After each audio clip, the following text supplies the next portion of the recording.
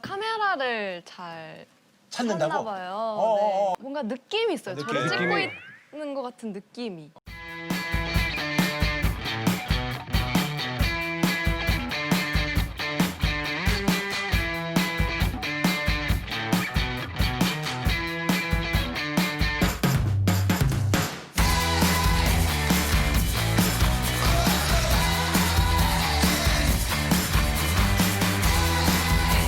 참고로 오늘은 10월 29일입니다. 그쵸. 여러분이 이 영상을 보게 된 날이 11월 며칠일지 모르겠으나 그거는 철저하게 OPD의 게으름 때문이니 오늘은 10월 29일입니다. 날짜를 밝히고 시작하는 이유는 오늘 새벽에 벌어진 일을 가지고 얘기를 해보려고. 아주 핫했죠. 제가 어젯밤에 상당히 과음을 하고 새벽 한 2시 반 3시쯤에 깼어요. 힘든 상황에서 휴대폰을 딱 켰더니 검색어 1위 찬열 로제. 찬열은 이름을 들어본 것 같은데 로제는 뭐지? 그 다음이 찬열 디스패치였던 것 같고 뭐 찬열, 로제, 디스패치라는 세 개의 단어가 각각 또 검색에 올라와 있고 이렇게 저렇게 엮여 있기도 하고 가장 먼저 올라와 있는 기사가 제가 출고한 일요신문 기사인 거예요. 어머. 근데 사실은 어떤 게 있냐면 어뷰징 한다, 검색어 따먹기 한다 하는 게 뭐냐면 이제 많은 분들이 검색어가 나오면 뭔지 궁금하니까 검색어를 눌러요. 뉴스가 나오는데 제 사람의 모든 심리가 가장 위에 있는 뉴스를 누르게 돼 있어요. 상단 뉴스. 낮이라면 그걸 알고 많은 언론사에서 그 검색어로 기사를 쓰기 때문에 오래 있지 못하는데 그 시간에는 이제 그 모든 사람이 자고 있기 때문에 굉장히 오랜 기간 저희 기사가 제일 위에 있었고 다만 또 보려고 하는 분들도 대부분 잘 시간이기 때문에 또 조회수가 많이 오르진 않았는데 그래도 기분은 좋았죠. 이게 어떻게 된 사정인가 했더니 찬열과 로제가 열애 중이고 그 사실이 디스패치에 의해서 이미 사진이 찍혔다.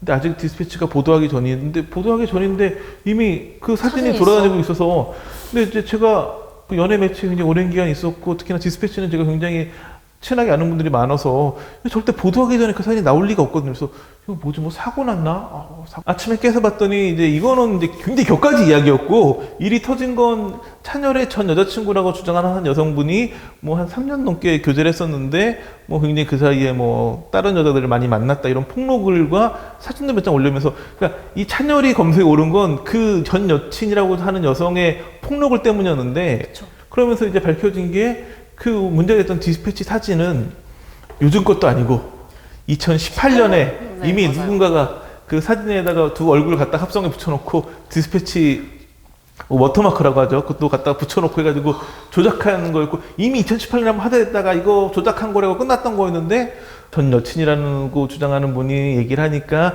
누군가 2018년 때 그걸 다시 소환해가지고 그 글을 올리고 하면서 그쵸.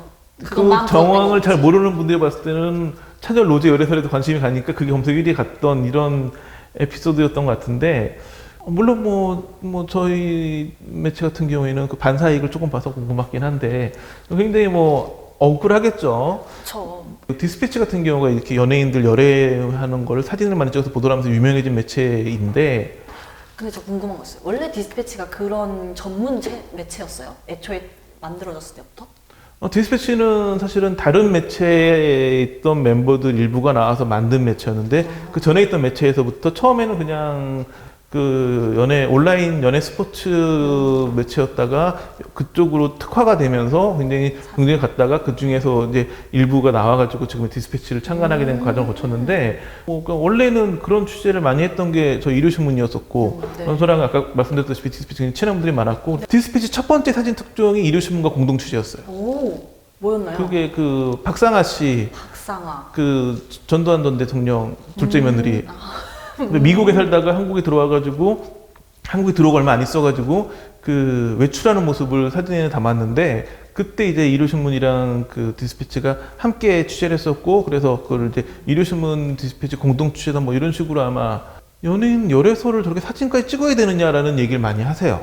너무 사생활 침해하는 거 아니냐. 일요신문도 사실은 열애설 가지고 그 전복이나 미행 취재를 한 적은 많지 않고 결혼은 그렇게 한 적이 많이 있는데 그러니까 결혼 같은 경우에는 이제 열애설은 사실 그때 너무 좋은데 깨질 수도 있는 그쵸. 거고 오래가지 않는 이슈죠. 결혼도 이혼할 수는 있지만 결혼은 법적인 단계를 거치니까 그쵸. 힘들죠. 결혼하게 되면 저 같은 경우에 그 심은하 씨가 지금 지상욱 전 의원과 그 결혼할 때 두 사람이 그 웨딩샷 가는 장면을 포착해가지고 신문화 결혼을 처음으로 단독 보도했었고, 전도연 씨도 이제 그 배랑 매장에 이제 가는 모습, 그때는 안타깝게도 그 예비 신랑은 없었는데 여하튼 뭐 결혼 준비하는 모습을 포착해가지고 단독 보도를 했었고, 뭐 강수정 씨 같은 경우에도 그때 강수정 씨가 이제 거의 유일한 열애설 사진이었는데 다행히 그분이 한 1년인가 2년 지나가지고 그 열애설 상대 남성과 결혼을 하면서 저는 지금도 그것도 열애설 사진이 아니라 결혼설 사진이었다. 우리는 절대 열애까지 건들지 않는다. 이런 얘기를 하고 있고, 참고로 디스패치는 열애만 주거라고 하고 있죠. 큰 차이가 있죠. 근데 그렇게 하는 이유가 뭐냐면 그 전에 스포츠 신문에서 열애설 보도를 많이 했는데 열애설 보도가 쉽지가 않은 게, 아니 그래도 기자가 기사를 썼는데 사실이 아닌 걸 쓸 수 없기 때문에 누구랑 사귄다는 얘기를 들으면 굉장히 다각도로 취재를 합니다. 그래가지고 최소한 한 3명에서, 그러니까 3군데 내지 5군데 이상에서 공통적으로 그 사람들의 열애에 대한 정황을 포착하며 열애설을 쓰는 건데, 기자가 정말 어렵게 해가지고 딱 확인 다 해가지고 사귄다고 기사를 딱 썼는데 그 다음날 해당 연예인들이 우리 안 사귀는데 해버리면, 이게 기사를 처음 내보낼 때는 특종이었는데 스포츠 신문 같은 경우에 막 쫙 일면으로 크게 쫙 얼굴을 해서 나왔는데 바로 몇 시간 만에 오보가 돼버리는 거예요. 이거 사실 맞는데 아니라고 해버리면 되게 애매한 상황이 되고, 그러다 보니까 가장 확실한 건 그러면 아니라고 못하게 근거를 마련한다고 해서 이제 열애설 사진이 있으면 부인을 못하니까, 그러니까 이렇게 잠복미행 보도를 하는 게 연예인의 사생활을 침해하는 것도 있지만 사실은 연예인들이 너무 그냥 사실이면 인정해주면 되는데 그걸 부인하다 보니까 좀 이렇게 된 부분도 있지 않나라는 생각이 들기도 하고, 또 하나는 이제 연예인들 같은 경우에는 사생활을 판매하거든요. 모든 연예인이 그렇진 않은데 CF를 찍는 경우라든지 아니면 뭐 리얼리티 예능을 한다거나 하다 보면 본인의 어떤 평소 살아가는 모습, 그러니까 연예인이 아닌 평소 자연인의 모습을 보여주기도 하고, 또 CF 같은 경우에는 그들의 이미지를 판매하는 거잖아요. 그렇기 때문에 연예인들 같은 경우는 사생활을 본인이 스스로, 본인이 뭔가 그 연예계 활동을 위해서는 뭐 방송을 통해 가지고 자식이 뭐 집에 혼자 있는 시간을 공개하기도 하고 뭐 본인의 이미지를 판매하기 때문에 일정 부분 사생활에 보도되는 것도 감내되지 않나. 뭐 문제는 디스패치가 이런 취재를 안 한 지 꽤 됐거든요. 요즘에 디스패치는 오히려 어떤 큰 쟁점 사안에서 그 감춰져 있던 이야기를 단독으로 뭐 요즘에 좀 많이 했던 거는 뭐 카카오톡 뭐 전문을 공개한다거나 맞아요. 뭔가 좀 이슈가 되는 사건에서 좀 심층 보도를 하는 쪽으로 약간 매체 성향이 변했는데, 과거의 디스패치가 이제 꼭 1월 1일마다 특종을 하다 보니까 맞아. 매년 12월 31일 날 밤에서 1월 1일 사이에 디스패치가 검색어 막 1위 가기도 하고 그래요.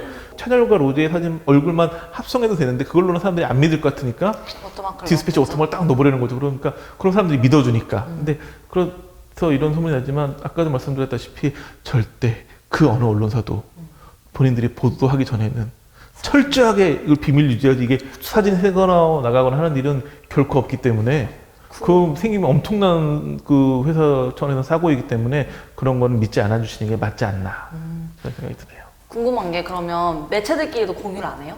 그런 정보에 매체들끼리 공유를 안 하는 게 아니라 조금 규모가 있는 언론사 같은 경우에는 옆에 기자하고도 공유 안 해요. 그래요? 저의 예를 들자면 제가 신문화 결혼이 그 당시 굉장히 큰 특종이었기 때문에 그 보통 언론사들이 뭐 아니면 그 팀별로 회의를 해요. 팀에 이제 데스크가 주재해가지고 팀원 기자들이 이런 아이템을 내가지고 뭐 데스크가 이건 진행해, 이건 뭐 뭐 그러는데 거기서 얘기를 안 해요. 특종은 따로 얘기해요? 네.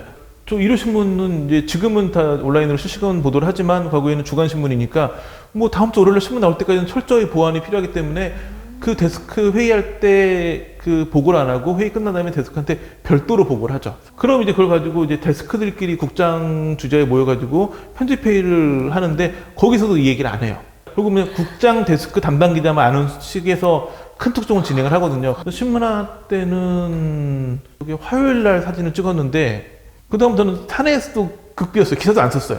토요일 정도면 모든 작업이 끝나고 일요일 날 뭐 급히 바뀌는 것만 좀 변동을 하는데 이 건 아예 기사를 일요일에 썼어요. 그리고 신문화 측이랑 그 지상욱 전 의원 측에도 뭐 입장을 물어봐야 되는데 그것도 언제 물어봤냐면 일요일 날 밤 9시 정도에 물어봤어요. 왜냐면 또 그런 경우도 있어요. 연예인이 근데 기자 물어보면 아, 내 기사 나가겠구나 싶으면 자기랑 친했던 기자한테 그 얘기를 해주는 경우도 있어요. 여기 매체 나갈 거다. 그리고 네가 먼저 써라. 그러면 뭐가 있냐면 그 기자는 너무 고마운 선물을 받는 거죠. 그쵸. 또 하나 뭐냐, 그 연예인은 본인이 원하는 대로 기사 나갈 수 있는 거예요. 그래서 그런 걸 최소화하기 위해 가지고 일요일날 밤 9시 정도에 제가 9시 좀 넘어가지고 그 전화번호도 모르고 뭐 하니까 이제 시원한 벨을 누른 다음에 물어봤다가 아니에요 가세요 해서 대부분 그런 방식이기 때문에 다 매체하고 당연히 그 경제 상대에서 얘기할 일은 전혀 없고 회사 내에서도 최소화해가지고 이야기가 안 새어나가게 하는 게 원래서 가장 중요한 일인 거죠.